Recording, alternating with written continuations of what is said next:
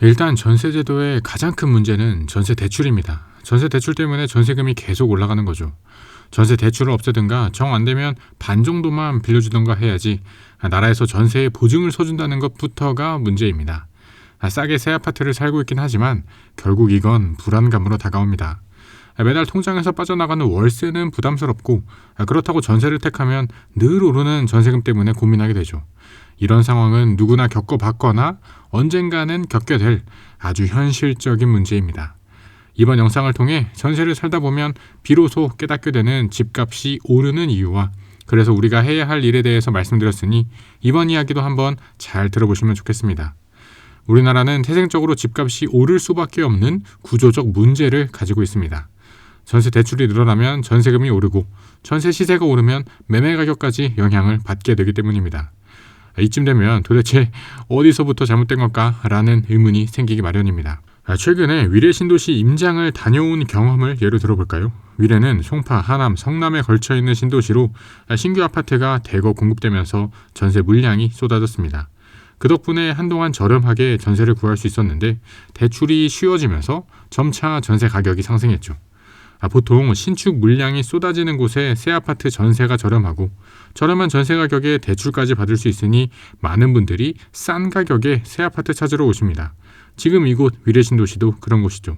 2010년대에 위례 24단지랑 22단지를 시작으로 약 4만 세대에 걸쳐서 대규모 공급이 이어졌으니 입주장에 많은 분들이 저렴한 가격으로 전세를 구할 수 있었습니다. 임장을 다녀보니 외곽 지역은 아직 상가 공실도 꽤 있고 인근 산성동에 입주하는 해리스톤 같은 아파트 홍보물들이 곳곳에 눈에 띄었지만 거여역과 남위례역을 이을 트램 공사 등 대중교통 개선이 지연되면서 불편함을 호소하는 사람들도 많았습니다. 비운의 도시라 불릴 만큼 여러 이슈가 있었지만 호수공원이나 스타필드 등 편의시설이 잘 갖춰진 점은 확실히 좋은 신도시라는 걸 알게 해주는 포인트였습니다. 이렇게 위례 신도시의 사례처럼 전세제도와 대출, 그리고 신도시 개발이 얽혀있는 상황을 살펴보면 앞으로 집값이 어떻게 변할지 더욱 궁금해집니다.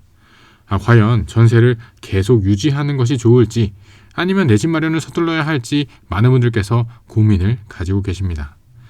집값이 오른다라는 현상은 이미 체감하고 있지만 문제는 왜 오르는가에 있습니다.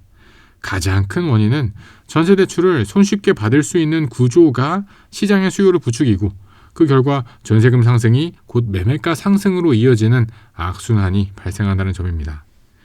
전세가 매매를 밀어올리는 단계는 딱 두 단계입니다. 첫째, 금리와 금융정책입니다. 저금리 기조와 넉넉한 대출 한도는 전세 자금을 풍부하게 만들고 이는 곧 전세 수요 증가로 연결됩니다.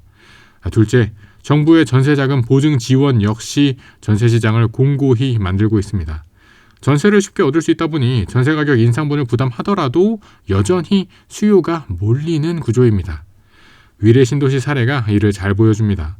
대규모 신축 공급 후 저렴한 전세가 형성되었다가 대출 수요가 몰리며 서서히 전세 가격이 오르고 있습니다. 도시 자체는 호수공원 뷰 아파트, 남한산성 조망, 스타필드 등 입지적 장점이 많아 수요가 꾸준한 편입니다. 다만 대중교통이 부족하고 군부대 부지였던 특성상 개발 이슈가 남아있어 약간 더딘 부분도 있습니다. 그럼에도 불구하고 강남권 신도시라는 타이틀이 시장 심리에 작용해 매매가 상승에 영향을 주고 있습니다. 물론 어떤 사람들은 전세대출을 대폭 축소하거나 없애야 한다라고 말하기도 합니다. 그러나 말이 쉽지 전세대출을 없애버리면 전세 수요자들이 갑작스레 자금 조달이 막혀서 주거 불안을 겪게 되고 매매 수요가 과열될 위험이 있습니다. 즉 전세를 줄이고 매매로 모두 몰리면 또 다른 가격 상승 요인이 될 수 있다는 점에서 단순히 전세대출을 없애는 게 유일한 해결책이라고 하기는 사실 또 어렵습니다. 전세대출을 당장 폐지하기보다는 한도를 조정하거나 자연스럽게 월세로 넘어갈 수 있는 환경을 조성해야 하는데 사실 이것도 몰라서 안 하는 게 아니긴 합니다. 물론 가장 좋은 건 다양한 도시 개발을 통해 특정 지역으로만 수요가 몰리지 않도록 유도하는 것입니다. 여러 복잡한 문제에도 불구하고 저는 그래도 내 집 한 채는 필요하다고 생각합니다. 물론 자금이 충분치 않다면 무리해서는 안 되겠지만 장기적으로 주거 안정을 위해선 내 집 마련이 큰 자산이 될 수밖에 없습니다. 언제 어디서 어떻게 마련할지 전략을 세우는 게 중요하지 영영 남의 집에 살 수는 없기 때문입니다.